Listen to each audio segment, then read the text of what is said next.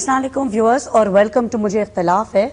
آج جس ٹاپک پہ ہم گفتگو کریں گے وہ ہے ممبئی میں جو بام بلاسٹ ہوئے ہیں, ہورریفک بام بلاسٹ میں کہوں گی, جو ہوئے ہیں اور جس سے بہت سے لوگ اس بام بلاسٹ کے شکار ہوئے ہیں اور بہت سے لوگ مر چکے ہیں. ابھی تک کوئی 135 کی فگر ہمارے سامنے آ رہی ہے.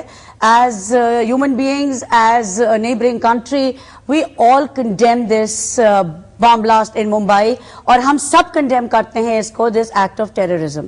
لیکن آج جس بات پہ ہم گفتگو کریں گے وہ بات بہت عرصے سے ہم سنتے آ رہے ہیں, اور انفارچونیٹلی کہ اگر ایک چھوٹا دھماکہ ہو, بڑا دھماکہ ہو, کوئی قسم کی ایکٹ آف وائلنس انڈیا میں ٹیک پلیس کرتی ہے تو فوراً انگلی اٹھا لیا جاتا ہے پاکستان کی طرف.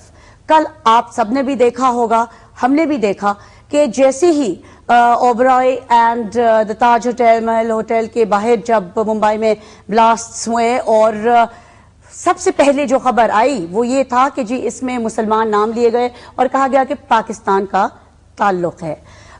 ہم آج جاننا چاہیں گے کہ جی پاکستان میں بھی بہت سارے دہشت گردی کے نشانے بنائے گئے ہیں لوگ, اور انفارچونیٹلی ابھی ہم نے میریٹ بلاسٹ دیکھا, اس سے پہلے ہم نے بہت سارے اٹیکس دیکھے ہمارے لیڈران پہ, بہت سارے اٹیکس دیکھے ہم نے انوسنٹ لوگوں کے اوپر.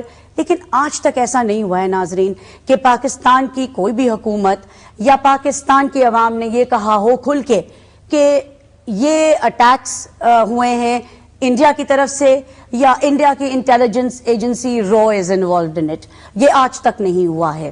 یہ بھی بتاتی چلوں کہ انڈیا میں آج کوئی مور دین 25 اسٹیٹس جو ہیں وہاں پہ سیپریٹسٹ موومنٹس چل رہی ہیں.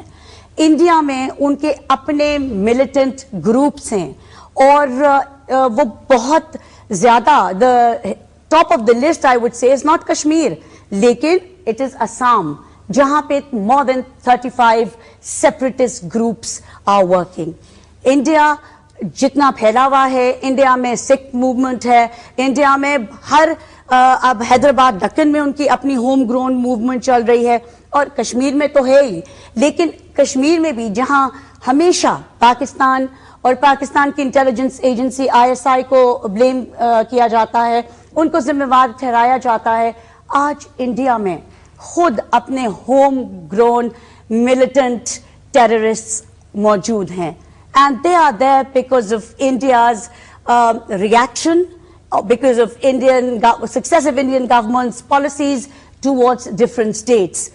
اور یہ بھی بتانا بہت ضروری سمجھوں گی کہ جب سمجھوتا ایکسپریس پہ اٹیک ہوا, حملہ ہوا, سب سے پہلے ہم نے یہ سنا کہ فوراً کہا گیا کہ جی یہ پاکستانی ایجنسیز انوالو تھی, کسی لشکر کا نام لیا گیا اور پھر کہا گیا یہ پاکستان کی انٹیلیجنس ایجنسیز تھی.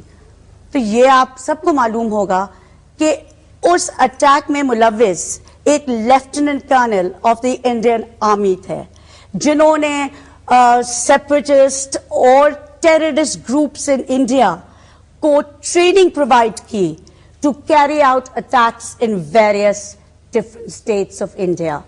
اور یہ بھی آپ کو معلوم ہو یا نہ معلوم ہو, لیکن میں سمجھتی ہوں دیٹ یو مسٹ نو دس کہ 2 very senior police officers who were investigating the Samjhota Express incident which had taken place have been killed in this terrorist attack.